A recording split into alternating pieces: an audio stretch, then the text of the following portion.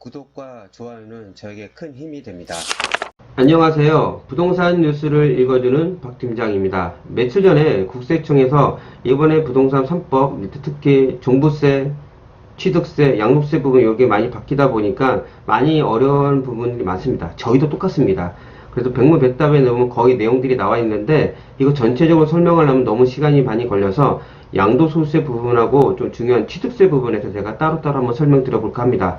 양도세 부분 중에서 또 이번에 또 새로 되는 게 보유기간 산정일입니다. 거기서 조금 얼마 전에 저 구독자분께서 그 내용 하나에 대해서 좀 여쭤본 게 있는데 저도 잘 헷갈려가지고 이게 여러 세무사를 통해서 확실히 안 부분이 있는데 그 부분도 아마 우리 또 다른 분들도 해당 사항이 될 수 있으니까 그 부분까지 설명드리도록 하겠습니다. 그럼 들어가 보도록 하겠습니다. 자, 분양권 관련입니다. 1주택과 1분양권을 보유하고 있는 경우 주택수를 계산할 때 분양권을 주택수에 포함하는지 2021년 1월 1일부터 분양권을 취득하는 경우 분양권도 주택수에 이제 산정되는 겁니다. 이 부분을 알고 계셔야 됩니다. 그 내용입니다. 이거는 뭐 거의 다 알고 있는 내용이라 이 내용 바로 이제 통과할게요. 1세대 1주택자가 제가 오늘 설명드린 부분은 밑에 답을 보면 답 보고 바로 이제 생각이 안 나서 일단 문제를 먼저 설명드리고 말로 설명드린 다음에 답을 보여드리도록 하겠습니다. 1세대 1주택자가 내년 4월 1일 분양권을 취득하는 경우 1세대 2주택에 해당되는지. 자, 내년에도 분양권을 내년부터 취득하면 주택수에 산정한다고 했죠. 단 우리가 이제 조합원 입주권이 그런 특례 조항이 있습니다. 1세대 1주택 비과세 혜택이 입주하고 나서 그게 비규제지역이면 3년, 그게 조정 대상 지역 규제 지역이면 뭐 1년 이런 내용들이 있잖아요. 그 요건에게만 맞게만 해주면 처분 전입하게 되면은 비과세 혜택을 주겠다는 내용입니다. 자, 지금 조합원 입주권은 일시적 1가구 2주택에서 비과세 요건을 주기 때문에 그 규정을 같이 적용할 예정이다. 거의 된다고 무조건 보셔야 됩니다. 내년 1월 1일부터 취득분부터 이렇게 적용할 겁니다. 세율 인상 부분입니다. 자, 비조정 대상지역에 있는 2년 이상 분양권을 내년 6월 1일 양도하는 경우 양도세율은 어떻게 되냐? 비조정 대상지역이래요. 근데 분양권이야. 분양권은 내년 6월 1일부터 1년 미만이면 70%고 1년 이상이면 그러니까 분양권인 상태도 무조건 6월 1일날 팔게 되면 70%입니다. 그리고 입주권은 2년 이상 되면 기본세율로 바뀐다는 내용이죠. 이거는 뭐 충분히 가지고 계신 분이 인지하겠지만 그걸 제가 다시 한번 설명드렸습니다. 내년 6월 1일부터입니다.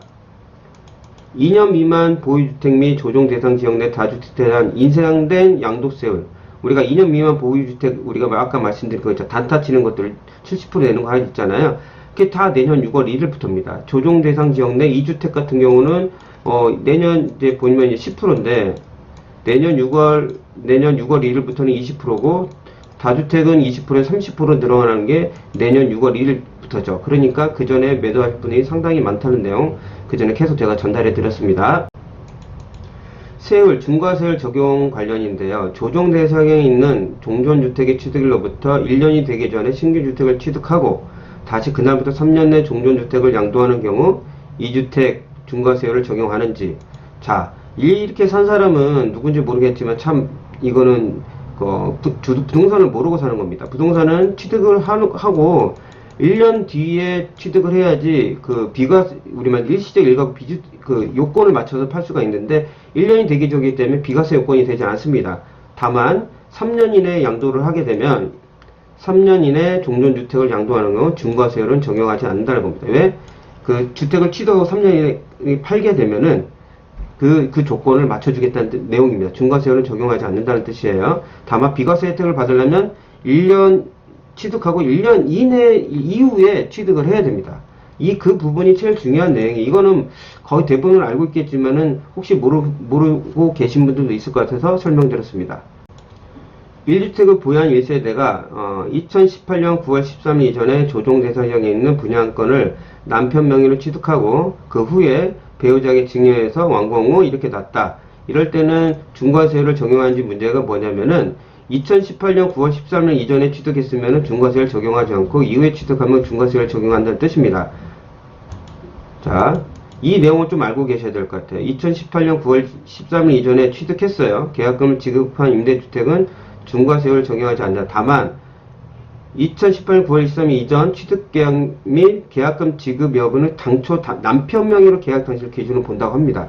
혹시 이런 케이스가 있다고 하면은 중과세를 적용하지 않으니까 혹시 다시 한번 세무사랑 상담해 보시길 바랍니다. 이 부분도 혹시 그런 케이스에 걸려있는 분도 있을 겁니다. 분양권을 내년 3월 1일 취득하면 주택수 포함한다고 그랬죠. 다주택자가 조정 대상 지역에 있는 주택을 양도할 때 주택수를 어떻게 산정되는지 다 보겠습니다. 자, 이것도 주택이죠. 이것도 주택입니다. 대전시 이것 분양권이니까 내년 주택이죠. 전라남도 구례 1주택 기준시가 2억, 수도권 외 지역에 있는 3억 이하 기준시가 3억 이하는 주택수에 산정되지 않습니다. 그래도 이 집은 3주택입니다. 이렇게만 좀 알고 계시면 될 것 같습니다. 중요한 건 이 내용을 얘기하고 싶었던 거고, 수도권 외 지역은 3억 이하면 주택수에 산정되지 않는다는 얘기를 하고 싶어서 하는 것 같습니다. 장기보유 특별공제 거주요건 추가. 내년부터 법이 바뀌죠. 원래 80%인데 내년부터는 거주 40%, 보유기간 40%에서 총 80%입니다. 그 내용이 다시 한번 설명드리려고 제가 이 도표를 가져왔고요. 만약 거주하지 않는 경우는 최대 30%까지 공제를 적용받습니다.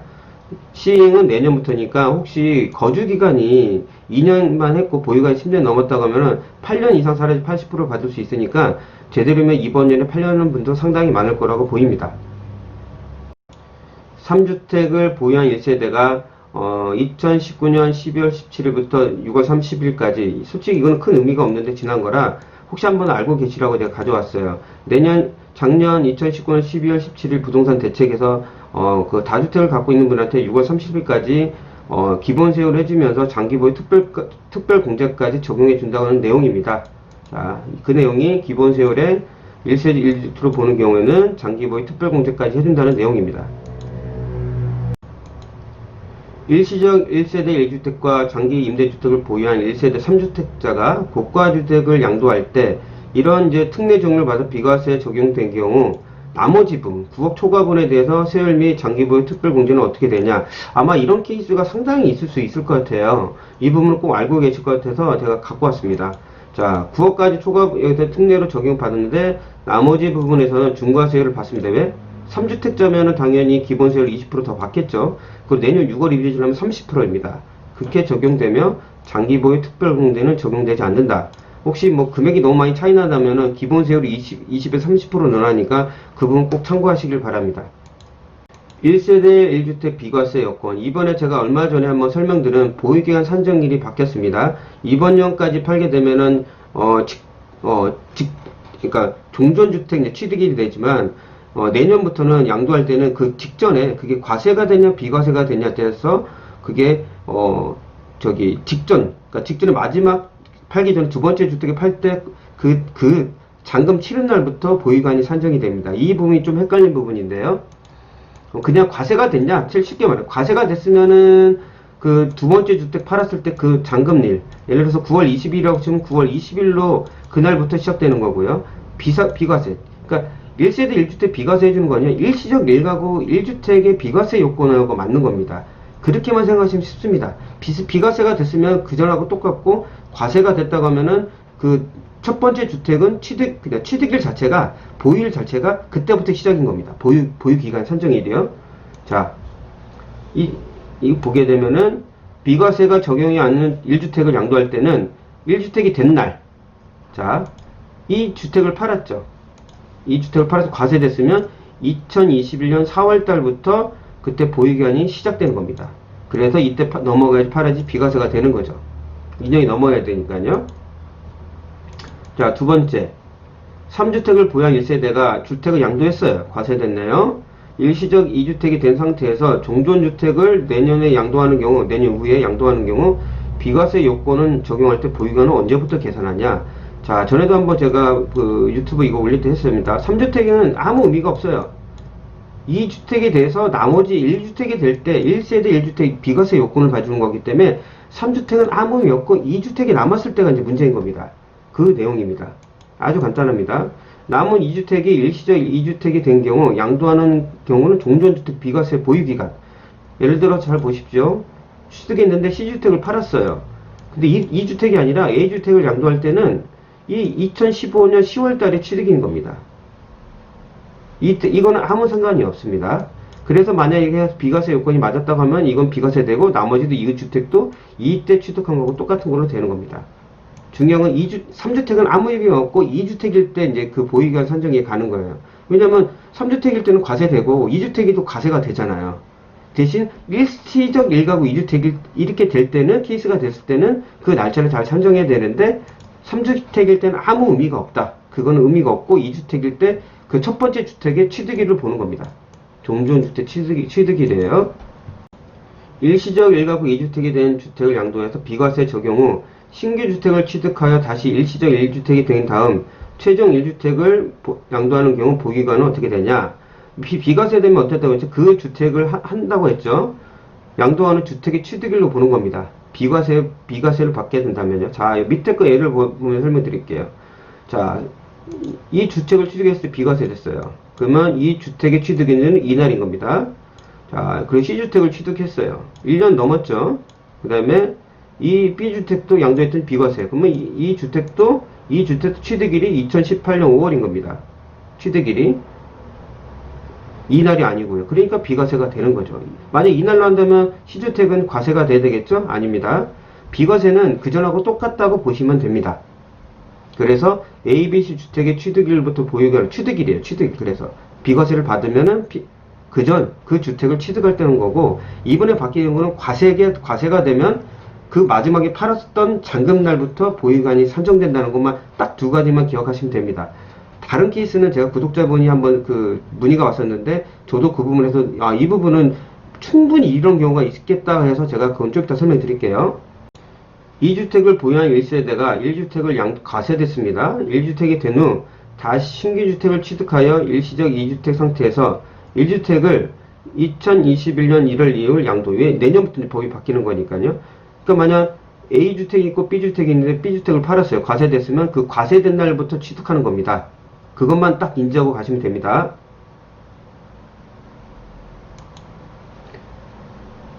자, 여기 보시게 되면 과세가 됐어요. 그러면 1주택이 된 날부터, 그러니까 그 된 날이 언제냐?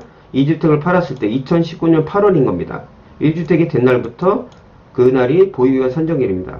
B주택을 양도하고 2년이 경과됐으니까 2년이 됐잖아요. 지났잖아요. 그러니까 이 주택을 만약 이때를 본다고 하면 아무 때나 팔아도 되잖아요. 그래서 이렇게 나온 겁니다. 1주택과 1조합원 입주권을 보유한 상태가 조합원 입주권을 양도했어요. 남은 최종 주택을 내년 이후에 팔 때, 내년부터가 이제 그게 법이 바뀌잖아요. 이번 년까지는 아닌데, 그럼 어떻게 되냐? 조합원 입주권 팔 때. 그 조합원 입주권 판 날부터 이제 보유기간 산정이 되기 때문에 내년에 팔면 안 되고 2년 뒤 9월 20일이면 내후년 9월 20일 이후에 팔아야지 비과세 요건이 되는 겁니다. 자, A 입주권을 팔았어요. 이 입주권을 판 날로부터 2년이 지나야 됩니다. 1주택이 된 날 왜 과세가 됐으니까. 이것만 딱 중심만 잡아주시면 됩니다. 자, 구독자분 상황입니다. 저도 이제 며칠 전에 통화가 돼서 이제 좀 되게 케이스가 좀 어려울 수가 있습니다. 이것도 1가구 2주택인데 이번 연도에 팔아야 돼요. 이번 연도 9월 1일 팔고 예를 들어서 할게요. 그리고 과세가 됐어요. 과세가 일단 과세가 됐습니다. 이 부분을 이제 빨강에 한번 치고요.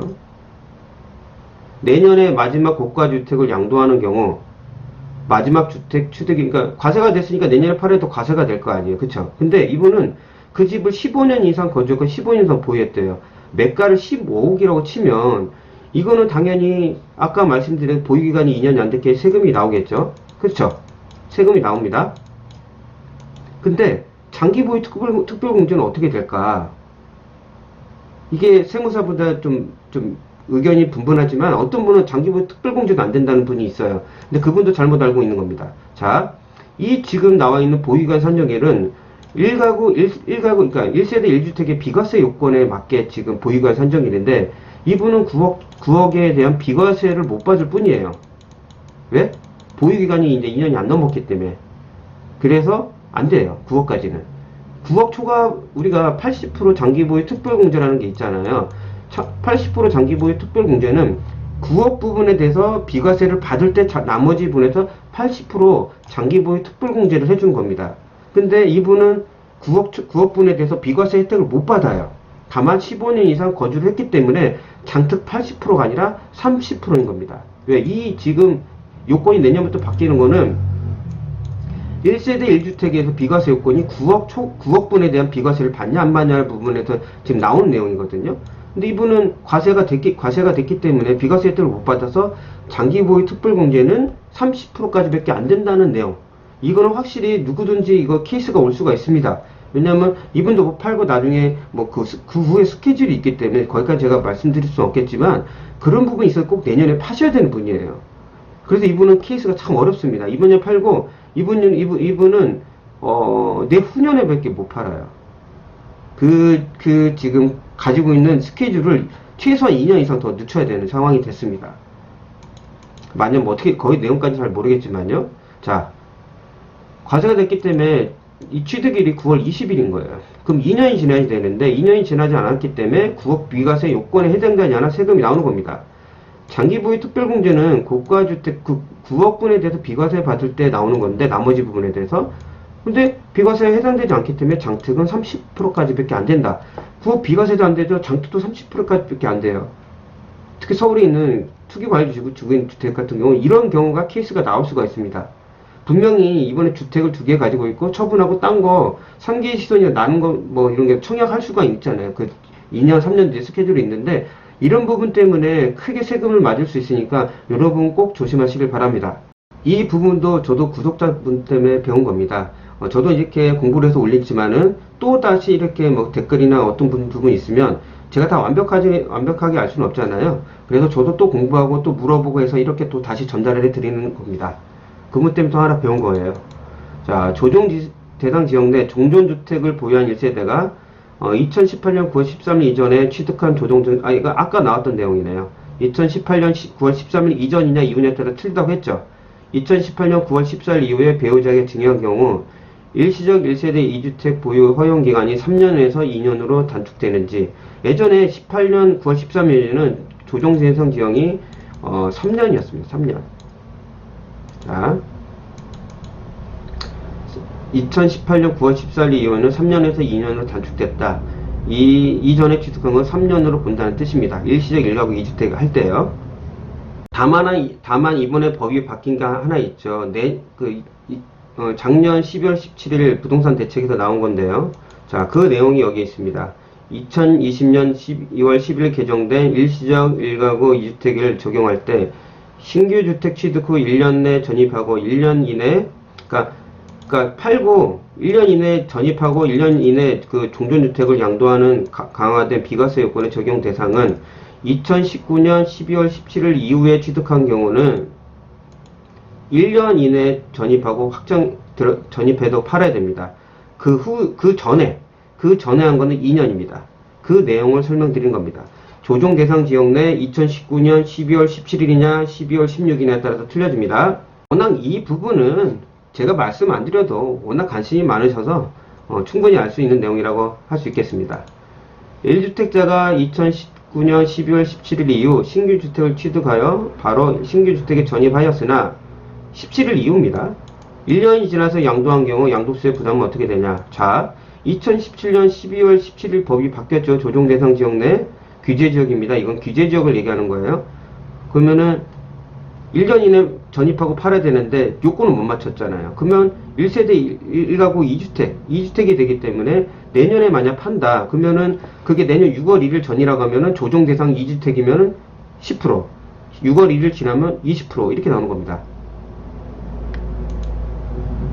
자, 보시면 12월 17일 이후 모두 충족해야 되는데 2주택자면 기본세율 10%입니다. 그게 내년 6월 1일 지나면은 20% 올라갑니다. 이 부분은 꼭 조심하시길 바랍니다. 자, 2월 10일 개정된 이렇게 돼가지고 혹시 예외 없이 적용되냐? 아닙니다. 우리가 세입자가 살고 있으면 세입자 그 만기 때까지는 봐줘요. 다만 그 매수하고 나서 잔금 치르고 나서 계약 그 임대차 계약이 다시 재계약을 해서 갱신이 됐다고 하면 그 적용 대상이 되진 않습니다. 그 내용이 나온 거고요. 그리고 이번에 한번 좀 논란도 있지만 그 부분이 아마 또 나올 것 같아요. 어떤 부분이냐면은 세입자가 이제는 2년이 아니라 4년을 살 수가 있습니다. 계약갱신 청구권 때문에. 근데 그 세입자가 그 계약갱신 청구권을 사용해서 더 살게 된다면 아마 그 기간까지는 인정해주지 않을까. 그렇지 않으면 이거는 뭐 큰일 날 일이죠. 아마 그 부분은 따로 나중에 나올 거라고 저는 생각합니다. 조정 대상 지역 내 1세대 1주택자가 둘 다 세무서나 지자체나 세무서, 구청이나 세무서 다 신고하고 다 요건을 임대차 상환 요건을 충족한 경우 거주 요건을 적용하는지, 이것도 2019년 12월 17일입니다. 자 보십시오. 2019년 12월 17일 이후 지자체 및 이후에 하는 것은 거주 요건을 들어가는 거고, 이전에 다 했던 경우는 거주 요건을 적용하지 않는다는 내용입니다. 이 부분도 중요한 내용이니까 알고 계시면 좋겠습니다. 자, 민간 임대주택에 대한 관한 특별법입니다. 자, 이거는 이제 알고 있지만 그래도 채우지 못하는 경우도 이렇게 혜택을 받을 수 있냐? 예, 받을 수 있습니다. 2분의 1 이상 의무 조건을 받으면은, 해도 혜택을 준다는 내용이 계속 그동안 나왔습니다. 중과세율을 적용하지 않는다. 다만 비과세, 거주주택에 한 비과세는 추징하지 않고 임대 등록 말소 후 5년 이내 거주주택을 양도하는 경우 비과세 특례를 적용한다는 내용입니다. 이 부분 말고 양도세 부분도 조금 더 있는데 좀 중요한 것만 뽑아서 가져왔어요. 그 부분만 설명만 들어도 충분히 대처가 가능할 것 같습니다. 네, 마지막입니다. 임대 등록이 자동 말소되어 양도세 중과세율을 적용하지 않는 경우 장기보유 특별공제도 적용하냐? 이분이 어떤 거냐면 아파트입니다. 아파트. 예전 아파트 조세특례법 97조 3항인가 있을 거예요. 그게 원래 8년 하게 되면 50%고 10년이면 70%고 뭐 예전에 특례법 해가지고 비과세 요건까지 있었는데 그건 빼고 장기보유 특별공제가 가능하냐? 당연히 가능하죠. 그건 약속을 했으니까요. 그 부분에서는 된다. 장기보유 특별공제 50%까지 가능하다는 내용입니다. 이 부분은 원래 그쪽에 해당 사항 있는 분 다 알고 있는 내용일 거예요. 오늘 들려드렸던 내용은 그 국세청에서 나왔던 백문백답 중에서 양도소득세 부분 중에서 좀 중요한 거, 누구나 알 수 있는 거 몇 가지 빼고 그 나머지 부분에서 제가 한번 설명을 드렸습니다. 혹시 한번 봤는데 좀 이해가 안 됐는데 제 설명을 듣고 좀 이해가 되셨다고 하면 구독과 좋아요 눌러주시면 정말 감사하고요. 혹시 이 부분 중에서 혹시 궁금한 거 있으면 댓글로 남겨주시면 저도 최대한 알아봐서 정답에 가까운 답을 드리도록 하겠습니다. 다음에 더 나은 부동산 뉴스로 찾아뵙도록 하겠습니다. 끝까지 들어서 정말 감사합니다.